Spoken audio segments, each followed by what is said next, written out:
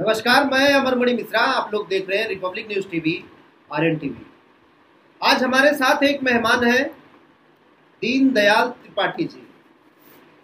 दीनदयाल त्रिपाठी जी से आप लोगों को मिलाएंगे और उनसे बात कराना चाहेंगे। और क्योंकि ये हमेशा ही छात्रों को लेके सजग है और हमेशा उन्हीं की लड़ाई लड़ते रहते हैं, खास करके शिक्षा नीति को लेके। और यहाँ पे जिस प्रकार से विद्यालयों पे बार बार प्रश्न उठ रहा है, उस सारी चीजों को लेके आज चर्चा करेंगे। दीनदयाल जी, स्वागत है आपका हमारे इस चैनल आरएन टीवी पे, रिपब्लिक न्यूज टीवी पे। क्योंकि छात्रों को लेके आपकी लड़ाई हमेशा से जारी रही है, तो क्या लगता है, जैसा कि अभी फिलहाल चालू होने वाला है सेशन लड़कों का, फिर से एडमिशन चालू हो जाएगा, फिर वही बाजार खुल जाएगा, फिर वही बिक्री चालू हो जाएगी। इस सारे चीजों को लेके आप क्या कहना चाहते हैं? देखिए, जिस प्रकार से शिक्षा का बाजारीकरण हो रहा है, वर्तमान समय की स्थिति है कि प्राइवेट स्कूलों में नर्सरी से लेकर के इंटरमीडिएट तक जिस प्रकार से इस कॉपी किताब स्कूल ड्रेस से लेकर सब में कमीशनबाजी, जबरदस्त ढंग से कमीशनबाजी चल रही है। हर साल निजी स्कूलों में किताबें बदल दी जाती हैं। पहले स्थिति होती थी, जब कोई भी बच्चा पढ़ने जाता था, उसका छोटा भाई आता था और जब अगली कक्षा में जाता था तो उसके लिए वो किताबें उपलब्ध हो जाती थी, उसके लिए सुलभ रहती थी। लेकिन अगर भाई नहीं है तो आस पड़ोस के लोग भी कहते थे किताब हमको दे दीजिएगा, आप अपनी क्लास में जा रहे हैं अगली कक्षा में। लेकिन आज स्थिति है कि आपके सगे दो बच्चे हों, अगर वो पढ़ रहे हैं तो अगला क्लास में जो पढ़ रहा है पिछले क्लास के लिए, वो जैसे ही अगले क्लास में जाएगा किताबें चेंज कर दी जाती है। ऐसा भारत सरकार से हमारी मांग है, उत्तर प्रदेश सरकार से मांग है कि सभी प्राइवेट कॉलेजों से लेकर के सरकारी कॉलेजों का पाठ्यक्रम एक जैसा कर दिया जाए। अभी जैसा कि आप बता रहे हैं कि किताबें चेंज हो जाती हैं, तो सरकार तो अपना कहीं ना कहीं ये बता रही है ना कि हम हमारी स्कूलों में, जो सरकारी स्कूल है, हम किताबों को उपलब्ध करा रहे हैं, कोई कॉपी किताब लेने की जरूरत नहीं है। सरकारी स्कूल अगर पर्याप्त होता तो प्राइवेट स्कूलों की मान्यता क्यों? क्योंकि सरकार की शिक्षा नीति फेलेवर है। ये नहीं कि एक सरकार की बात है, चाहे जिसकी सरकार रही हो, शिक्षा नीति फेलेवर है। आम आदमी के लिए शिक्षा सर्वसुलभ नहीं। एक तरफ सरकार कहती है कि 80 करोड़ को 5 किलो हम राशन देते हैं, और उनके बच्चे के लिए एक तरफ कहती है कि 6 साल से 14 साल तक के बच्चों को निःशुल्क एवं अनिवार्य शिक्षा, यह उनका संवैधानिक अधिकार है। अगर उनका संवैधानिक अधिकार है तो जो प्राइवेट कॉलेजों में फीस वसूली जा रही है वह संविधान के विरुद्ध में है, उनके खिलाफ एफआईआर होनी चाहिए। इस मैटर को लेकर के, इस मामले को लेकर के मेधा संस्थापक स्वर्गीय लक्ष्मीकांत शुक्ला जी माननीय उच्च न्यायालय में उनकी याचिका दायर किए थे, जिसमें 28 अप्रैल 2014 को हाईकोर्ट के आदेशानुसार उत्तर प्रदेश सरकार ने 25% प्राइवेट कॉलेजों में गरीब बच्चों के लिए सीटें अनिवार्य कर दी थी। लेकिन वर्तमान समय की स्थिति है कि उसमें कोई भी ऐसा स्कूल नहीं है कि जिसमें गरीबों के बच्चों का 25% एडमिशन हो सके। और लक्ष्मीकांत शुक्ला ने एक काम और किया था, दसमोत्तर कक्षाओं, कक्षा 10 के ऊपर दसमोत्तर कक्षाओं में शुल्क प्रतिपूर्ति और छात्रवृत्ति की सुविधा उपलब्ध कराई थी अनुसूचित जनजाति की भांति। पहले यह सुविधा 2008 के पहले सिर्फ अनुसूचित जाति को थी। उसी आधार पर यह नहीं कि सिर्फ सरकारी कॉलेज में, चाहे कॉलेज सरकारी हो या निजी संस्थान हो, सब में कक्षा 10 के ऊपर, यानी 10 के ऊपर inter BA MA ITI polytechnic engineering medical समस्त उच्च कक्षाओं में फीस प्रतिपूर्ति, यानी जितनी फीस जमा होती है उसकी वापसी और प्लस में छात्रवृत्ति। लेकिन आज स्थिति यह है कि पूरे प्रदेश में यह स्थिति है, किसी भी विद्यार्थी को 100% शुल्क प्रतिपूर्ति की वापसी नहीं हो पा रही। अच्छा, आपके कहने का मतलब है कि जो दसमोत्तर के बाद वाली चीजें थी जिसका आपने जिक्र किया कि लक्ष्मीकांत शुक्ला जी ने ये किया था, आज वो चीजें धरातल पे लागू नहीं है।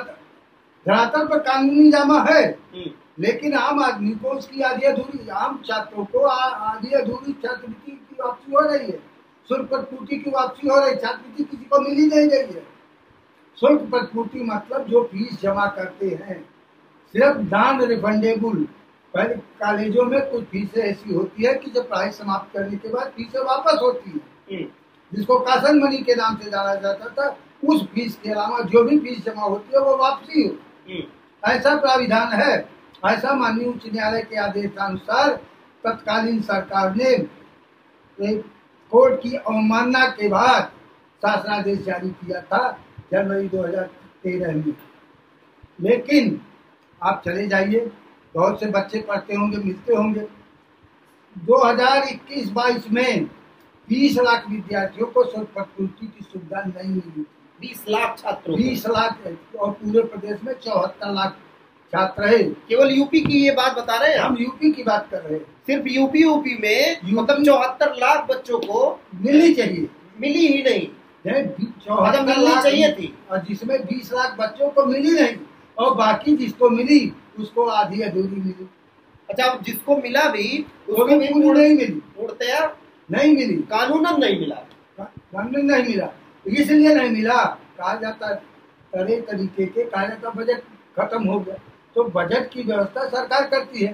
5 किलो राशन तो किसी का कम नहीं होता है, क्योंकि सबसे बड़ी दो ही चीज सब सरकार को, हमारी मांग है, हमारी सोच है कि दो ही चीज फ्री होनी चाहिए, स्वास्थ्य और शिक्षा। स्वास्थ्य और शिक्षा के मामले में जिस प्रकार से जितनी महंगी शिक्षा, अगर आप सरकारी इंजीनियरिंग में चला जाए, डॉक्टरी में पढ़ाई करने के लिए आपकी स्थिति, हमारी स्थिति नहीं है कि वो पूरी फीस जमा करे। फीस दिन पर दिन दूनी रात चौगुनी बढ़ती जा रही है। और यहाँ तक कि नर्सरी कॉलेज में अगर किसी का बच्चे का दाखिला कराने जाते हैं, उसमें इतनी फीसें लग जाती है कि हर आदमी व्यथित है, पीड़ित है, लेकिन उसके पास कोई जगह नहीं है, क्या करे, जाए तो जाए कहाँ जाए। ऐसी स्थिति में मेधा पार्टी ने जन जागरूकता अभियान चला करके विगत 29 अगस्त स्वर्गीय श्री लक्ष्मीकांत शुक्ला की पुण्यतिथि से लेकर के 31 मार्च 2025 को उनकी जयंती है। जयंती के दिन हम पूरे प्रदेश में घूम करके महाकुंभ में इस चीज का अभियान चला, और जगह जगह जाकर के, यह व्यक्तिगत किसी का नहीं है, ये सरकार बहुत बड़ी लड़ाई है। अगर आप इसको और ये लड़ाई से लेके चल रहे हैं, और हम लोगों ने देखा भी है, जिले के सारे लोग आपको जानते हैं कि आपने शिक्षा को लेके कितनी बड़ी लड़ाई ऑलरेडी लड़ी है। और अगर आप जैसा कि बता रहे हैं कि इस तरीके से हमको आगे करना भी है, तो ये अपने आप में अद्भुत है। क्योंकि हम जिसके खिलाफ लड़ाई लड़ रहे हैं, ये सरकार की बात नहीं मानती। सरकार एनसीईआरटी की किताब कहती है एनसीईआरटी की किताब लागू की जाए, एनसीईआरटी की किताब ये लागू कर सकते हैं, लेकिन बदलते क्या है, ये सिर्फ प्रकाशक का नाम बदल देते हैं, पब्लिशर। जैसे कि कोई किताब एक पब्लिशर की 100 रुपए की है, दूसरे पब्लिशर में उसकी किताब 200 की है, तीसरे पब्लिशर की उसकी किताब 300 की है। देखिए 500 की। दीनदयाल जी, मुद्दा आपका बहुत अच्छा और कहीं ना कहीं आम लोगों से जुड़ा हुआ मुद्दा है, लेकिन क्या लगता है आपको कि कमी कहाँ रह गई है कि जो चूंकि आम लोग हैं, वही आम लोग अपने ही कार्य के लिए उठते नहीं है, सामने नहीं आते या कुछ बोलना नहीं चाहते? नहीं, कमी उनकी नहीं है। हाँ। अभी हमारी यह स्थिति नहीं बन पाई, हम इस बात को पूरा प्रचारित कर सके। अच्छा, अभी हमारा ये आप कह रहे हैं कि जो आम लोग हैं, हाँ, जो आपको या हमको हमारे चैनल के माध्यम से देख रहे हैं, हाँ, उनको आप ये बता रहे हैं कि उनको पता ही नहीं है कि एक्चुअल उनको चाहिए क्या या लेना क्या है, या उनका अधिकार क्या है। वो अधिकार नहीं, वो सब कुछ जानते हैं, लेकिन हाँ। बेबस है। क्योंकि बेबस किससे है? बेबस है नहीं, बेबस किससे इसलिए है कि बेबस उनके है? पास प्लेटफॉर्म नहीं अभी लड़ाई का। अच्छा, लड़ाई अभी हमने शुरू की। जो लड़ाई माननीय लक्ष्मीकांत शुक्ला जी ने कोर्ट से लड़ करके जीती है, 25% प्राइवेट कॉलेजों में 6 साल से 14 साल तक के बच्चों के दाखिले की बात कर रहा हूँ। हर साल किताबें न बदले। सरकार से हमारी मांग है कि सभी पाठ्यक्रम, समान कक्षाओं के लिए समान पाठ्यक्रम लागू किया जाए। लेकिन आज क्या है, आज किसी भी नर्सरी स्कूल में चले जाइए, प्राइवेट कॉलेजों में चले जाइए, कहीं दूसरा सब्जेक्ट पढ़ाया जा रहा है, दूसरा विषय पढ़ाया जा रहा है, कहीं तीसरा किताब पढ़ाई जाए, कहीं चौथी किताब पढ़ाई जा रही है। मतलब विषय वही होते हैं, प्रकाशक चेंज होते हैं। प्रकाशक चेंज होते हैं। और उसमें मैं सरकार से, मैंने माननीय मुख्यमंत्री को 5 अप्रैल को ज्ञापन दिया। ज्ञापन इसलिए दिया कि सरकार संज्ञान में ले, क्योंकि यह हम लाठी लेके नहीं खड़े, हम सरकार से इस बात को कह रहे हैं इसकी जांच कराई जाए। हम जो कह रहे हैं इसकी जांच कराई जाए कि क्या हमारी बातें सत्य हैं। अगर हमारी बातें सत्य हैं इस पर रोक लगाई जाए। और सत्य है, यथास्थिति सत्य है। आम आदमी तैयार है, लेकिन आम आदमी की वही स्थिति है कि जैसे कि वो जाए कहाँ, किस जगह जाए। कोई भी राजनीतिक दल इस बात को बोलने के लिए तैयार नहीं। क्यों नहीं तैयार है? इसलिए वो तैयार नहीं है कि जितने प्राइवेट स्कूल हैं अधिकांशतः बड़े बड़े नेताओं के हैं, चाहे जिस पार्टी को, चाहे सपा के हो, बसपा के हो, कांग्रेस के हो, भाजपा को, उनके सभी के स्कूल हैं और बड़े बड़े पूंजीपतियों के स्कूल हैं। तो कोई भी अधिकांशतः सांसद और विधायक भी है जिनके स्कूल चल रहे हैं।